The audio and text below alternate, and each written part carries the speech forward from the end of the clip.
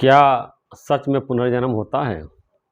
इस पे आज हम लोग चर्चा करेंगे कि पुनर्जन्म कैसे होता है और जीवात्मा कैसे परलोक जाता है और कैसे लौट कर के आता है। तो सबसे बड़ी बात ये कि लोग कहते हैं कि पता नहीं पुनर्जन्म होता है कि नहीं होता है, मरने के बाद क्या हुआ कौन जानता है, किसने देखा है, किसी ने लौट कर के आके बताया हमको कि ऊपर स्वर्ग है या नरक है, क्या है। लेकिन हमारे वेद शास्त्र जिस धर्म को मानते हैं, ऋषि मुनि तपस्या के द्वारा, ध्यान के द्वारा, मेहनत करके, परिश्रम करके हमारे लिए वो लिख गए शास्त्र के रूप में। तो शास्त्रों में पुनर्जन्म की मान्यता दी गई है। जो हमारे हिंदू धर्म का सबसे लीडिंग ग्रंथ है भगवद गीता, उसमें पुनर्जन्म की बात बताई गई है। और भगवान ने बताया, भगवान कृष्ण अर्जुन को समझा रहे हैं, मेरे और तेरे बहुत सारे जन्म हो चुके हैं, लेकिन उसको तुम नहीं जानते हो, मैं जानता हूँ। भगवान कृष्ण जो है अर्जुन से कह रहे हैं, तुम जानते नहीं कितने हमारे जन्म हो चुके हैं। विधाता को सब पता रहता, लेकिन हमको नहीं पता रहता है। अर्जुन जो है भगवद गीता में भगवान कृष्ण से पूछ रहा है, आप कह रहे हैं कि हमने राजा जनक आदि को ज्ञान दिया है, आपका जन्म तभी हाल ही का है, थोड़े दिन पहले का है। तभी भगवान ने उनके प्रश्न के जवाब में बताया था कि हमारे और तुम्हारे बहुत जन्म हो चुके हैं, तुमको नहीं पता है। तो भगवान भी कृष्ण ने गीता में बताया है, जब धर्म कम हो जाता, धर्म काफ़ी बढ़ जाता है, तो मैं भी जो है पृथ्वी पे युग युग अवतार लेता हूँ, शरीर धारण करता हूँ, साकार रूप में लोगों के सामने प्रकट होता हूँ और दुष्ट लोगों का संहार करता हूँ और भले लोगों का रक्षा करता हूँ। भगवद गीता में आया है, जैसे मनुष्य अपने पुराने वस्त्रों को त्याग देता है, नया वस्त्र धारण करता है, ऐसे जीवात्मा अपने पुराने शरीर का त्याग करके नया शरीर धारण करता है। अब देखिए, जो हमारा शरीर है इसके 3 पार्ट हैं। संसारिक लोग केवल जानते हैं कि शरीर को जानते हैं मैं, लेकिन अध्यात्म में इसके 3 पार्ट बताए गए हैं कि स्थूल शरीर जो सबको दिखाई देता है, जो सब लोग जानते हैं, और सारा संसार स्थूल शरीर में ही अटका हुआ है। स्थूल शरीर को सत्य समझता है और स्थूल शरीर के नाश होने को, मृत्यु को समझता है कि मर गया, इसका अस्तित्व समाप्त हो गया, खत्म हो गया। और आत्मा को अलग समझते हैं, मेरी आत्मा निकल गई। अपने को शरीर मानते, आत्मा को दूसरा मानते। बिल्कुल बुद्धि उनकी उल्टी हो गई है आत्मा ये बोलना चाहिए कि हमने शरीर धारण किया है, शरीर त्याग दिया, नहीं, आत्मा निकल गई। इस तरह से भी लौकिक बोलचाल में भी लोग बोलते हैं, आत्मा निकल गई, परलोक चली गई, दोबारा जन्म धारण कर लेगी। तो इस तरह से ये स्थूल शरीर है।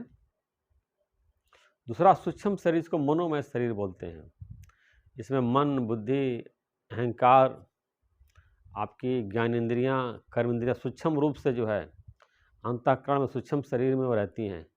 और आत्मा, तो ये सूक्ष्म शरीर ही स्थूल शरीर में कार्य कर रहा है। आपको आँख दिखाई, देखने वाली आँख बड़ी सी दिखाई दे रही है कि देखने वाली कोई सूक्ष्म इंद्रिय अंदर है। कान में कोई सूक्ष्म इंद्रिय जो सुन रही है। जीभ में कोई स्थूल जो जीभ है, कोई सूक्ष्म तत्व जो स्वाद ले रही है, हम देख नहीं रहे हैं। तो इंद्रिय जो है ये स्थूल शरीर को त्याग करके सूक्ष्म शरीर जो है आत्मा के साथ जो है परलोक गमन करता है। और वहाँ वो शास्त्रों में ऐसा लिखा गया, स्वर्ग और नरक की बात बताई गई है। स्वर्ग और नरक में सूक्ष्म शरीर के साथ ही रहता है, स्थूल शरीर के साथ नहीं रहता है। और वहाँ अपने पाप कर्मों, पुण्य कर्मों के अनुसार जो है स्वर्ग नरक में जाता है। और जब उनके पुण्य क्षीण हो जाते हैं स्वर्ग से, तो दोबारा वो माँ के गर्भ में वो उल्टा लटकता है। गर्भोपनिषद में आया है कि जब बच्चा माँ के गर्भ में उल्टा लटका रहता है, तो भगवान से प्रार्थना करता है, हे भगवान, हमको इस नरक से निकाल दीजिए, बाहर कर दीजिए, मैं संसार में निकल करके सेवा करूँगा, भलाई करूँगा और जो है आपका गुणगान गाऊँगा। ऐसा गर्भोपनिषद में लिखा गया है। कोई उसको पढ़ना चाहे तो उसको पढ़ सकता है, कैसे माँ के गर्भ में जो बच्चा रहता है उसका सब उसका पूरा उसमें वर्णन किया गया है। तो इस प्रकार भी जो है ये बातें सिद्ध करती हैं कि संसार में व्यक्ति का पुनर्जन्म होता है। भगवद गीता में बताया गया है कि मनुष्य का होती है बालक, जवानी, वृद्धावस्था, अन्य शरीर की प्राप्ति। मृत्यु शब्द नहीं आया है। जीवात्मा का शरीर बदलता है, केवल ये एड्रेस बदल जाता है। अब जैसे यहाँ शरीर का त्याग किया तो यहाँ से एड्रेस समाप्त हो गया, परलोक चला गया, वहाँ दूसरा उसका एड्रेस हो गया, परलोक से जहाँ पैदा हुआ फिर तीसरा उसका एड्रेस हो गया। इस प्रकार एड्रेस बदलता रहता है। भगवद गीता और हिंदू के सारे धर्म ग्रंथ जो है इस पुनर्जन्म को बताते हैं। और व्यक्ति जहाँ तक अपने कुल में ही पैदा होता है, जैसे होता है कि जो बाबा परदादा होते हैं तो अपने ही पितर जो होते पूर्वज होते हैं, पोता पोती बन करके घर में आते हैं। अक्सर देखने में आता है कि लोग बताते हैं कि जो बच्चा पैदा हुआ है, कहते हैं परदादा का पूरा संस्कार इस बच्चे के अंदर है। तो ये हमारे पितर जो है, पूर्वज बाबा परदादा जो है पोता पोती बन करके अपने ही कुल में, अपने ही घर में दोबारा जन्म लेते हैं। और देखिए, अगर पुनर्जन्म की मान्यता अगर न माना जाए तो व्यक्ति अपने कर्म का फल कैसे भोगेगा। कोई देखिए अमीर के यहाँ पैदा होता है, कोई गरीब के यहाँ पैदा होता है, कोई जो है बहुत ज़्यादा बुद्धिमान होता है, किसी की बुद्धि कम होती है, कोई बहुत चतुर होता है, बहुत टैलेंटेड होता है, कोई बहुत ऊपर मंत्री IAS अधिकारी बन जाता है, कोई साधारण ही रह जाता है। तो कर्मों का फल भोगने के लिए भी जो है मनुष्य पुनर्जन्म लेता है। अगर पुनर्जन्म न ले तो अपने कर्म का फल वो कैसे भोगेगा। और सबके स्वभाव अलग होते हैं, संस्कार अलग होते हैं, और हमारा जो स्वभाव होता है हमारे साथ ही जाता है, स्वभाव बदलता नहीं है। अब देखिए, घर में 4 लोग पैदा होते हैं, भाई बहन, चारों का स्वभाव संस्कार बिल्कुल अलग रहता है।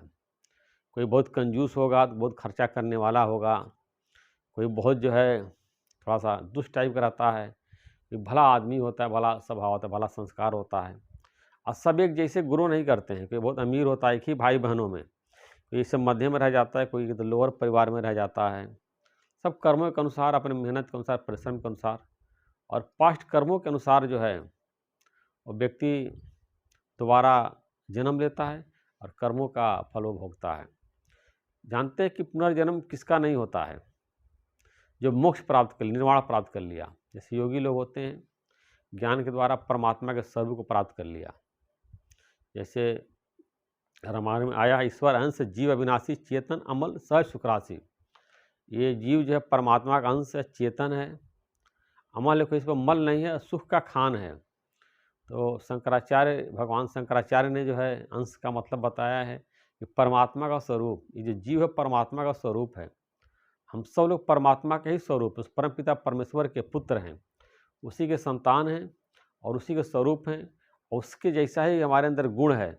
लेकिन हम लोग जो है संसार में फंस करके, माया के गुणों से लिप्त होकर के अपने वास्तविक स्वरूप को भूल गए हैं और दुखी सुखी होते रहते हैं। जब अपने वास्तविक स्वरूप को जान लेंगे, अपने स्वरूप में स्थित हो जाएंगे, तो हमको परम आनंद की प्राप्ति हो जाएगी, सारे दुखों से हम छूट जाएंगे।